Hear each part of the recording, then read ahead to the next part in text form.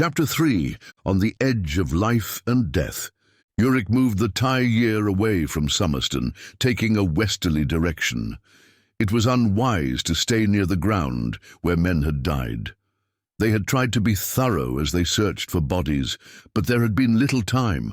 Drawn by the smoke of the funeral pyre, they had stumbled upon the ruins of SOMMERSTONE and its sole survivor late in the day. They did what they could in the time they had, and then set the village to the torch, hoping the conflagration would destroy those bodies they'd missed. Yurik watched the boy they'd found. Like so many others who had survived the night, the ones the Beckoning spared, he moved in a daze. He did not speak, but that was not uncommon among survivors. Yurik had seen it more times than he could remember. After a long march, they stopped to make camp. The boy watched absently as men set up tents and started cooking fires, but his eyes kept drifting back to the east, his head turning of its own will toward the thick black smoke that twisted and hung in the sky, a heavy black tombstone to mark the place where SOMMERSTONE had been. Yurik knew that if he were close enough to look into those eyes, they would be empty. The soul behind them fled to some place remote and distant from the pain of this world. The Beckoning had left its mark on this boy, a deep wound on his soul. What form that mark would take, how it would shape him, was uncertain. The wound was too fresh, the pain too intense right now. He felt a connection with the boy, and the ghosts of his own past stirred as he watched him. Without thinking, he pushed them away. He had been doing it for so long that it was instinct now, but there was something different about this boy, old enough, almost, to be a man, that touched something deep in Yurik, and so the ghosts of memory withdrew, but did not leave entirely. Yurik was worried. He'd seen too many men lose loved ones to the Beckoning, only to despair and take their own lives, and he could sense that same despair in their young ward. It was a thing to be prevented as much out of pity as necessity. The Thai year had sworn an oath never to give hands or feet to Malecephus, the fallen virtue who was the source of the Beckoning. The Beckoning would take up any body it found, and those who could not handle the loss of family and friends all too often stole away at night and cut their wrists or threw themselves from a cliff, giving their flesh to the Beckoning rather than live with their pain and sorrow. He had watched the young man almost throw himself into the flames of his family's pyre, and Yurik wondered if it would have been kinder to allow it. Still, the boy was here now, and it was clear his despair hadn't left him. He shook his head, knowing there was little he could do. Either the boy, whose name he still did not know, would learn to cope, or he wouldn't. The world was not a gentle place, and Malecephus had taken many more young men than this one. Still, Yurik would order him watched closely. If he never recovered from his loss, he wouldn't be the first, nor sadly would he be the last. If it came to that, they would leave him with one of the many villages they passed in their travels. Rune, his rune master, came up to stand beside him. Neither man spoke for long minutes. Each watched the boy as he stood, oblivious to the men moving around him, or perhaps just too numb to recognize what was happening. The men, accustomed to how survivors of the night behaved, stepped around the boy as if he were a stone too big to move. They didn't talk to him. The rune master finally spoke, his voice sounding too deep and sonorous to be coming from such a thin, reedy man. Another village gone. Yurik turned to look at his old friend. Gone, but not to the Beckoning, not to Malecephus. We kept most of them from him, this time. Rune nodded, his eyes never leaving their young refugee. And not entirely gone. Will he make it, do you think? Yurik shrugged his shoulders. Who can know? We've all of us lost someone to Malecephus and the Beckoning, and I know men who have lost dearly, but this... His eyes shifted to the smoke hanging in the eastern sky. He's just a boy, though near enough to First Night to be more, but these villages are the whole world to someone like him. He's probably never been more than a dozen miles from home, if that. Everything he knew died with his village. How do you come back from that? Tyree met Yurik's look with sympathy in his eyes, but didn't speak. Another man might have found comfort in any words he might offer. Tyree was a rune master, and often considered a spiritual leader by the men in the camp. But Yurik had never looked at him that way. Yurik had a past he kept hidden. That much was clear, though he had never elaborated on it, and Tyree had never pressed him. Most Tyr had something buried in their past, a pain deep and profound, but it was different with Yurik. Tyree sensed a pain that had hidden depths and powerful currents. He had his suspicions about what lay at its heart, but couldn't be sure. He'd watched Yurik for many years, and the man was loyal to his oaths, but a darkness lurked within him that would destroy everyone around him if he ever released it. One thing was certain, talking to Yurik about the virtues, whom men sometimes called the faces of God, only angered him. As if reading Tyree's mind, Yurik snorted and said, "God turned his faces from us a long time ago, and the only virtue left in the world is malacifus. The boy will survive or he won't. We'll do what we can, but in the end, it's up to him. He'll get no help from heaven." He turned and strode back toward the center of the camp, calling out instructions. After a few steps, he stopped, hesitating a moment before looking over his shoulder, a strange look on his face. "Go. Watch him. Help, if you can." Tyree nodded, studying his friend. There was a look in Yurik's eye. He'd seen it before, directed toward other survivors, but it seemed more intense now. He'd never been able to name that look. It was part pity, but there was something else, and Tyree knew it was a clue to Yurik's troubled past. With this boy, however, the look was sharp enough that he picked up another nuance, and it surprised him. How Yurik looked at the boy. It was how a father looked at his son. If Yurik had ever had children, Tyree didn't know about it, but perhaps he had lost a son to malacifus. He'd never asked. It stood to reason, though. The Tyr were those who had lost someone to the night, to malacifus and the hated Beckoning. Yurik stared back, meeting his gaze, daring him to ask, but Tyree refrained. The challenge was not a willing one. He doubted that if he asked, Yurik would answer. Yurik wasn't ready to tell him, or perhaps he wasn't the one to tell. He broke the stare with a smile and a nod and turned to go talk to the boy. The virtues willing, they could save Summerstone's only survivor. But when had the virtues ever listened to or intervened in the affairs of men? He was on his own.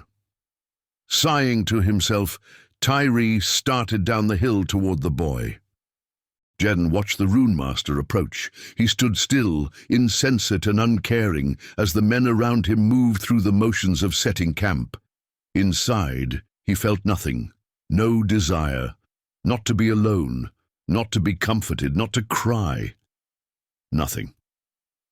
The tears hadn't been real, and he was done with crying. He would shed no more. He felt only an emptiness that was comforting in its numbness, like the loss of feeling that comes when fingers and toes are frozen. First, there's pain, and then as the flesh dies, the pain subsides.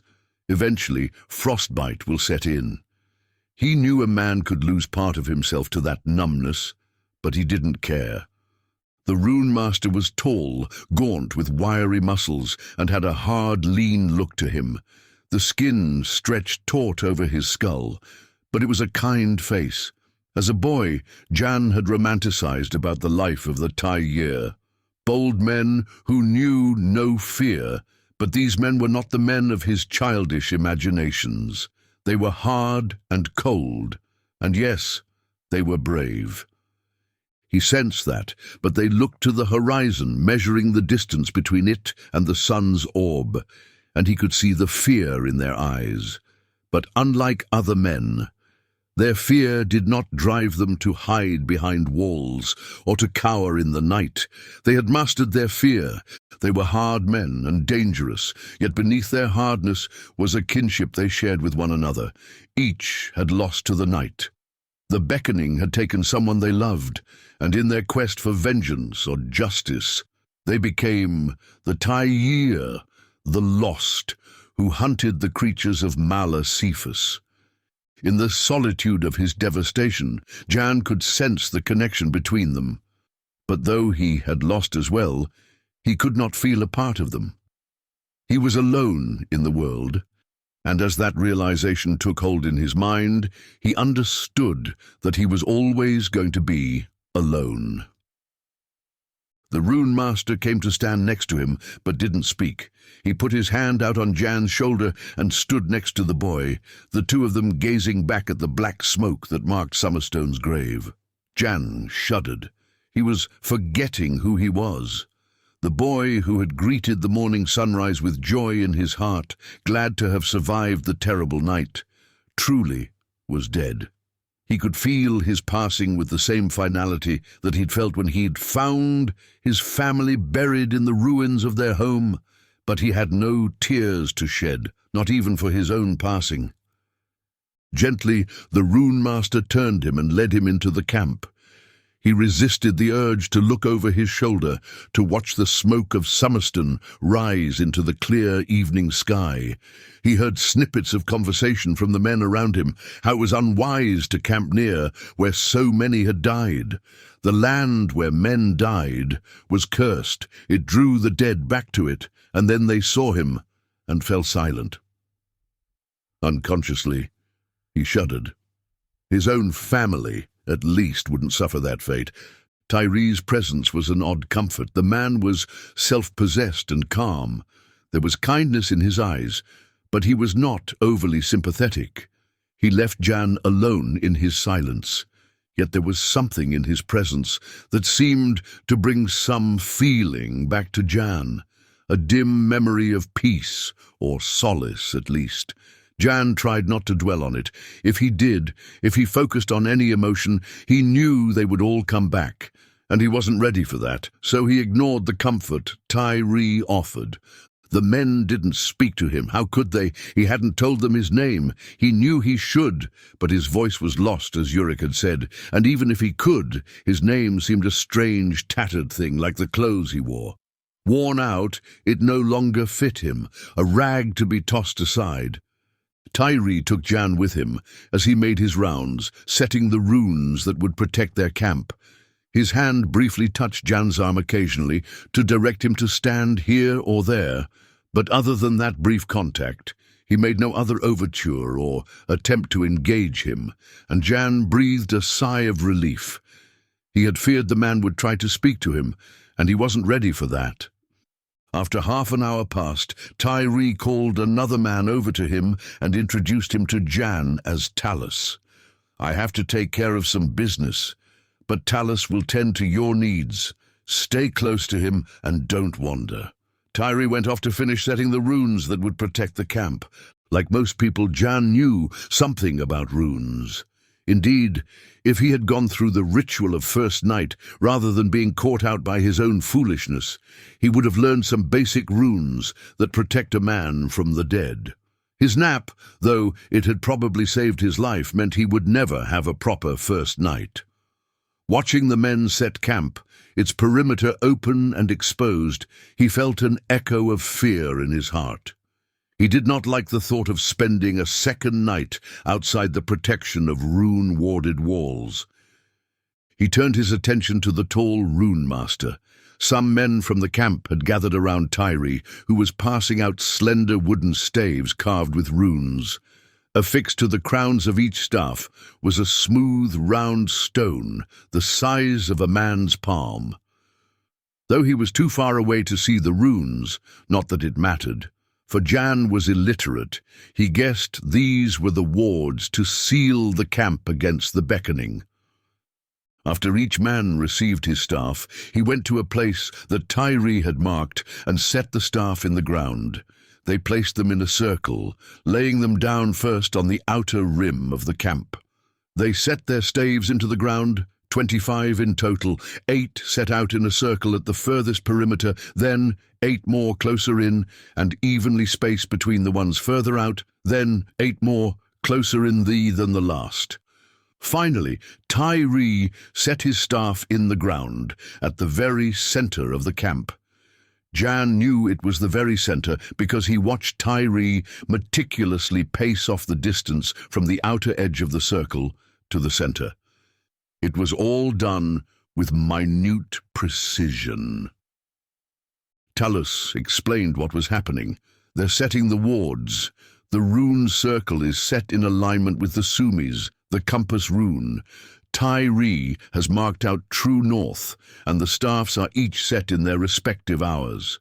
A disc with a wheel for warding, for security, for sight, alertness and so on is placed in the hour that best corresponds with that wheel's function.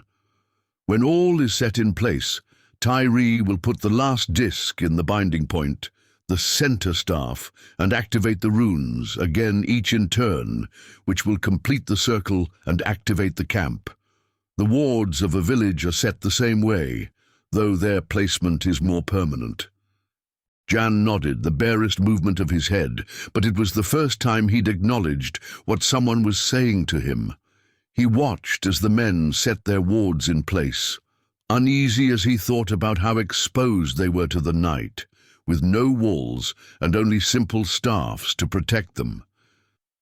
Talus must have guessed what he was thinking, or maybe he'd seen the same doubt and fear with others they had rescued.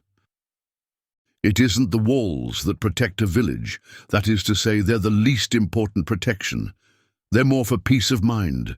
No one wants to see the nohetka wandering outside around their village, especially if they're people you once knew. The walls of a village shut out the sight of the nohetka so that a man won't be enticed by their allure, but the runes keep them at bay. Trust me, we're as safe here as if we were behind walls of stone. We're safer than most villages, in fact. Rumor has it that Tyre studied with the Summersarians, and they know the runes better than any. We are very fortunate to have him as our rune master. Jan couldn't help but think of the walls that had protected SOMMERSTONE. They had been tall and strong, and everyone had spoken about how well made the runes and wards were. In the end, neither stone nor runes had protected his people. Talus went on, unaware of Jan's thoughts. The circles hide us from them and make a barrier the dead cannot easily cross. Most of those taken have no mind, and their sight comes only from the beckoning. They are blind where there is no beckoning. It lights the world for them. We set the circle before nightfall, and it keeps the beckoning out of the camp. Nohetka, those taken after they have died, are about as clever as a stone. Feral, however, are a different matter. The beckoning takes them at the moment of death, when their minds are intact. They have all the memory and intelligence of the man or woman whose body they took up, but no soul. They are very dangerous and can work a type of magic through the beckoning. They cannot see past the barrier any easier, but being intelligent, they know it's there. Nohetka are little more than a nuisance, though they are deadly in their own right. If a man keeps his wits about him, he can easily defeat or evade a large group. But feral, they're cunning and quick. The beckoning sustains their flesh so that they don't weary, and they have a strength that is beyond human. Unless you stab them in the heart with a talk blade, you can't hope to take them down. He handed Jan a dagger he pulled from a sheath at his waist. Intricate patterns of runes were etched in the handle and blade. Thank solace that the feral are not easily born from a dying man. Few, in fact, are spawned that way. Too soon, and the beckoning drives them mad. Too late, and the mind is gone. The Noth feral, the insane ones, are almost as bad as their kin, but Malacifus has little use for them, and he destroys them soon after they're made. It's one of the few mercies he shows us. Jan examined the talk blade carefully before handing it back to Talus, who shook his head. "Keep it, I have another, and you should always have a blade on you just in case. Sometimes one gets through, which is another reason for walls. I'll teach you how to activate it. If you drive this into the heart of a feral, you'd better know how to activate the runes and in what sequence, or you'll just make it mad." Jan spent the next hour trying to learn from Talus how to activate the blade, but he had gone nearly 2 days without sleep, and his mind refused to grasp the sequence. "Don't worry," Talus told him. "It's hard at first, but you'll get it. You're tired as well, and that doesn't help." Jan looked up as something moved outside the camp. The sun had set, and the sky was a deep, dark blue. A woman was walking along the edge of the camp, her body moving with a strange, erotic gait. She approached the barrier and stopped, staring at him with vacant eyes. Jan's hands went numb as the talk blade fell to the ground. Talus looked up and saw her. "Don't worry, it can't see us. It just doesn't know what to do. The barrier blocks it. It'll move on in a moment. Later tonight, after the camp is set, some of us will go out and hunt it." Jan heard the words, but they didn't register. The woman stood, unmoving, and an icy chill crept through his body, choking him as he tried to draw in a breath with lungs that had seized up. He knew her. She was from SOMMERSTONE. He'd seen her moving about the village, someone's wife, but he couldn't remember whose, or what her name was. But he remembered her face from the streets filled with bodies. Horrified, Jan felt drawn to her. In life she had not been beautiful, but death had transformed her. There was an allure to her now. If he had not seen her among the dead, he would have gone to her, let her pull him into her embrace and certain death. He dropped to his knees and tore his eyes away. Transfigured by the beckoning, she had an ethereal beauty she had never possessed in life. When he looked up, she was gone, but Jan couldn't get the image of her out of his mind. For as long as he lived, he would never forget her face.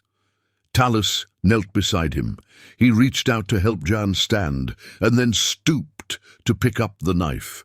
Handing it back to Jan, he said, "You need something more stout than water, I think. We're all so stunned over what happened to your village.